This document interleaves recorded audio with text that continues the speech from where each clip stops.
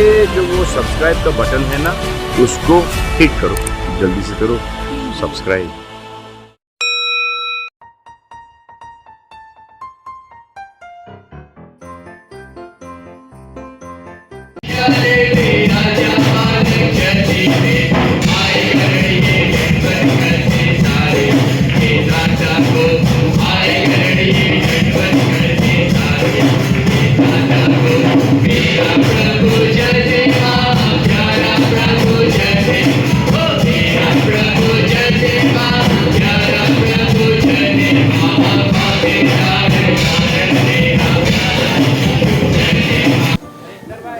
सो जैसे incredible SI news में आप सभी का स्वागत है। जैसा कि देख रहे हैं इस वक्त मैं हूं गोरखपुर में, यहाँ पे मोती पोखरा के चर्च पे, और यहाँ इस चर्च के फादर हमारे साथ में हैं। आइए जानते हैं इस पर्व के बारे में।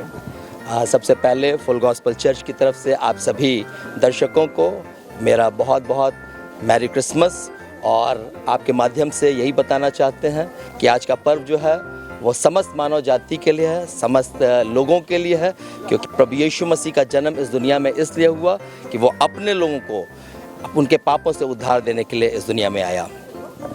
जी सर। इस मसीह की जन्म पे आप क्या अपने देशवासियों को क्या संदेश देना चाहेंगे? देशवासियों को ये कहना चाहते हैं, हमारा प्रभु यीशु मसीह जो था वो प्यार का, प्रेम का प्रतीक थे, और उन्होंने भाईचारे का संदेश दिया था, सबसे मिलजुल के रहने का।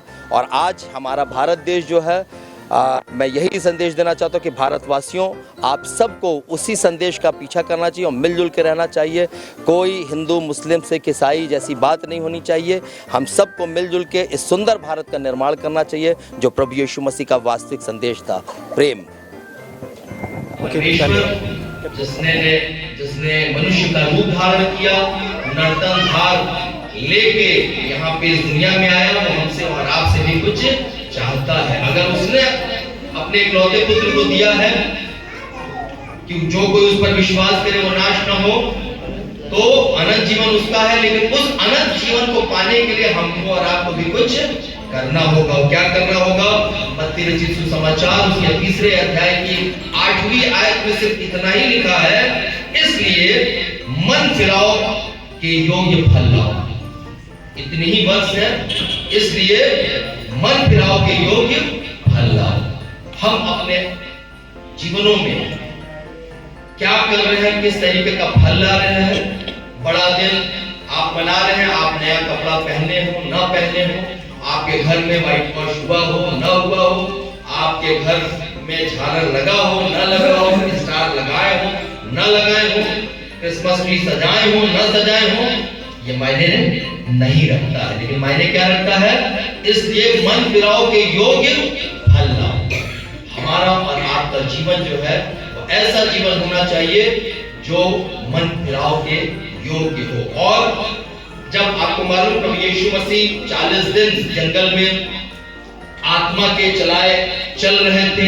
शैतान उनकी कई जगह परीक्षा ले रहा था, और एक जगह उन्होंने शैतान से कहा, 4 अध्याय की 10वीं आयत में लिखा हुआ है, तब यीशु ने उससे कहा, हे शैतान दूर हो जा। कई बार हमारे और आपके करीब भी शैतान होता है। शैतान का मतलब क्या है? अभी हमारे यहाँ झालर लगा रहा था एक, जो यहाँ पे भी झालर लगाया है, और वो एकदम ऊपर चढ़ा हुआ था। वो रात में वहां से भाग गया, और अगले दिन उन्होंने पूछा, भैया हमारा झालर क्यों नहीं जला? बोला भैया हम जब ऊपर थे तो हमको पीछे से कोई दिखाई दे रहा था, और क्या दिखाई दिया? क्या जब मुड़े हमको कुछ दिखाई नहीं दिया, डर गया। तो शैतान जो है डराने का काम करता है, बहकाने का काम करता है, फुसलाने का काम करता है, तमाम टेम्पटेशन देता है, आपके सामने ऐसी ऐसी चीजों को रखता है जिसमें आप बहक जाए, जिसमें आप फिसल जाए, आपका जीवन बर्बाद हो जाए।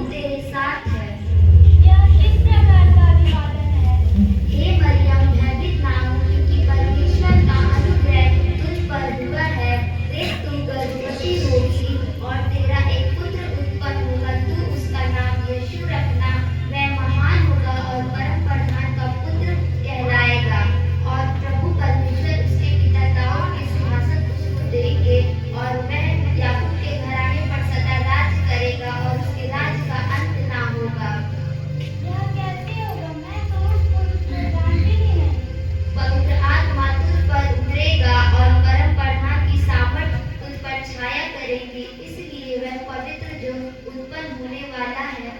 परमेश्वर का पुत्र कहलाएगा। मैं प्रभु की दासी हूँ, मुझे तेरे वचन के अनुसार दो। अतः इसके बाद स्वर्गदूत उसके पास संदेश लेकर स्वर्ग वापस चले जाते हैं। और मित्रों, आपने देखा अतः यीशु मसीह का जन्म इस प्रकार से हुआ जब उसकी माता मरियम की मंगनी यूसुफ के साथ हो गई, तो उनके इकट्ठे होने से पहले वह पवित्र आत्मा की ओर से गर्भवती पाई गई। अतः उसके पति यूसुफ ने, जो धर्मी था और उसे बदनाम करना नहीं चाहता था, उसे चुपके से त्याग देने का विचार किया। जब वह इन बातों की सोच में था तो परमेश्वर का स्वर्गदूत उससे स्वप्न में दिखाई देकर कहने लगा, यीशु, दाऊद की संतान, तू अपनी पत्नी मरियम को अपने यहाँ ले आने से मत डर, क्योंकि जो उसके गर्भ में है वह पवित्र आत्मा की ओर से है। वह पुत्र जनेगी और तू उसका नाम यीशु रखना, क्योंकि वह अपने लोगों का उनके पापों से उद्धार करेगा। अतः स्वर्गदूत उसके पास से रथ जाता है और नींद से जागकर यूसुफ परमेश्वर की दूत की आज्ञा के अनुसार मैं परमेश्वर की आज्ञा का पालन करूंगा। और अतः यूसुफ परमेश्वर की आज्ञा का पालन करने के लिए इस बात को कहता है और वो वापस लग जाता है। इसके बाद मित्रों, आपने देखा कि किस प्रकार